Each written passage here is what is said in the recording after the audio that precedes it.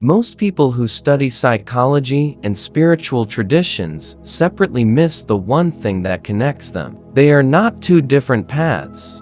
They are two descriptions of the same internal architecture. Stay through this entire video, because the final concept I cover here completely rewires how you interpret your own suffering. Once you understand it, you will never move through a hard season of life the same way again. Part 1. The Watcher Behind the Thought. Every serious ancient tradition built its entire training system around one foundational idea that modern psychology has only recently given a clinical name. You are not your thoughts. You are the one watching them. Modern psychology calls this metacognitive awareness. It is the ability to observe your own mental activity as it unfolds, rather than being absorbed into it automatically. Most people never develop this capacity, not because it is rare, but because no one tells them it requires deliberate practice over an extended period. Ancient teachers understood this so clearly that they built entire curricula around it before written records were common. Students in these traditions were placed in silence for extended periods,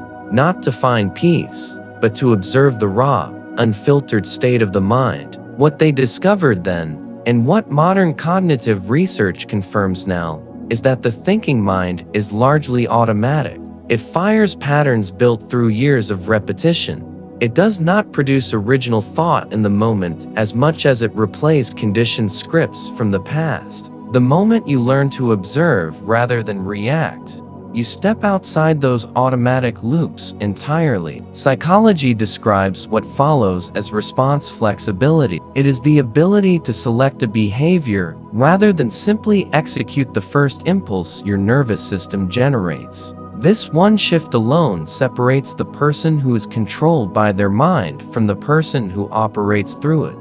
YouTube almost never teaches this because it demands something most content cannot afford to ask for: sustained discomfort. You have to sit with your own mind long enough to see how disorganized and reactive it actually is before the stillness becomes a functional tool. Part 2. Attention is the currency no one protects. Ancient traditions did not treat attention as a byproduct of focus. They treated it as the most valuable thing a human being could possess.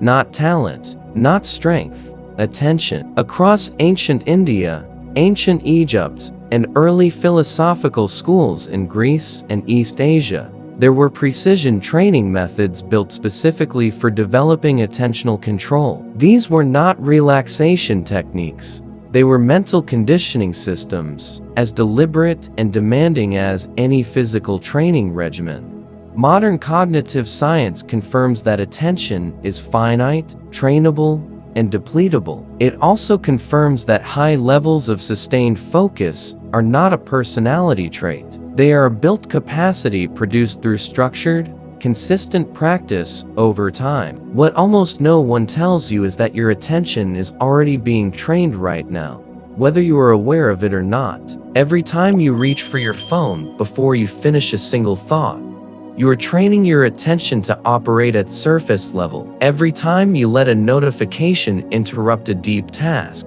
you are reinforcing patterns of fragmentation that compound quietly across months and years. Ancient wisdom systems treated distraction as a profound problem because they understood it as a psychological one first. A person who cannot hold their attention cannot build anything of real depth. They remain permanently available to whatever stimulus arrives next, which means they are never fully present for anything they are actually trying to construct. The ancient solution was not total withdrawal from the world. It was the repeated practice of directing attention intentionally until the mind learned that it did not need external stimulation to feel grounded and stable. That is the training most people today have never been offered. Part 3. Suffering as a diagnostic instrument. Stay with this one. Most people are not ready for it. Every ancient tradition of real depth treated pain, loss, and discomfort not as failures or punishments, but as some of the most precise diagnostic tools available to a conscious person. Not because suffering is noble in itself,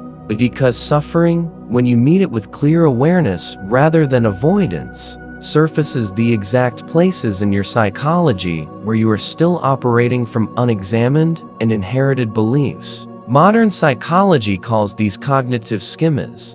They are the invisible frameworks through which you interpret every experience. Most of them formed in early life. Most of them have never been interrogated, and they operate quietly in the background, shaping what you believe is possible for you, what you believe you deserve, and what you expect the world to give or withhold. Ancient teachers deliberately used extended silence, physical challenge, fasting, and isolation not as punishment, but as conditions designed to surface these buried structures. When life is comfortable, schemas stay concealed. When real pressure arrives, they rise immediately to the surface. And the moment you can see them clearly, without flinching, you can begin to change them. The reason most people stay the same across decades is not a lack of discipline. It is that they never create the conditions where their hidden beliefs become visible. They manage life well enough to remain comfortable. They never do the excavation. Ancient spiritual training was built to interrupt that comfort on purpose. What looked like religious practice from the outside was, in function, a structured process of psychological revelation that produced measurable internal change. Part 4. Ritual as a technology for rebuilding identity. Modern psychology has produced extensive research confirming that identity drives behavior more reliably than willpower ever can. The person who internally sees themselves as disciplined behaves differently from the person who is merely attempting to become disciplined. The internal label precedes the external action by a significant margin every time. Ancient traditions grasped this principle with precision and built elaborate ritual systems specifically to reshape identity at its deepest layer. Initiations, vows, ceremonial cycles, and sustained community practice were not performances. They were identity installations built into the structure of life. When a person passed through a serious initiation in an ancient tradition, they were not simply receiving information. They were undergoing a structured collapse of the internal image they held of themselves and the construction of an entirely new one. This is what modern researchers now describe as transformative experience. Except in ancient systems, it was intentional, guided, and engineered to produce lasting results. The modern application is direct. Behavioral change rarely sticks when it targets behavior directly. It sticks when it targets the internal image a person holds of who they are at their core. When an action becomes an expression of identity rather than a goal being chased, consistency arrives almost without the friction of willpower. Ancient systems built entire technologies around the single principle. Every ceremony and every repetition was deepening a specific belief about who the person was, and that belief then generated behavior without the person needing to fight for it every single day. Part 5. The architecture of internal stillness. One more layer.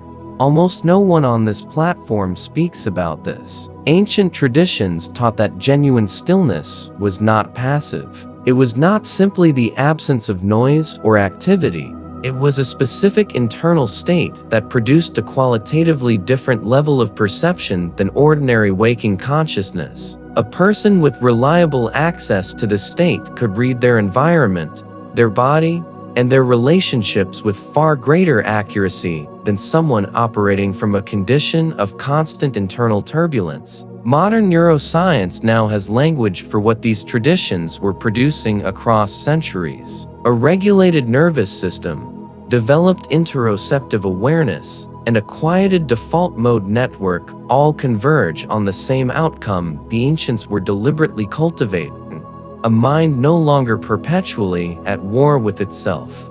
People who operate from this state do not merely feel calmer, they make better decisions under uncertainty. They read complex social situations with greater precision. They recover from disruption faster than people who have not developed this internal resource. They are less reactive to what does not matter and more deliberately responsive to what does. This is not mysticism dressed in modern language. It is the natural output of a nervous system that has been systematically trained over a sustained period. Ancient traditions built precise, repeatable methods for producing exactly this outcome long before anyone had the vocabulary of neuroscience to describe what was actually happening at the biological level. What they built was not religion in the conventional sense. It was engineering, carnal engineering, and it worked. The people in your life who seem untouchable, who remain grounded when everything around them is fracturing,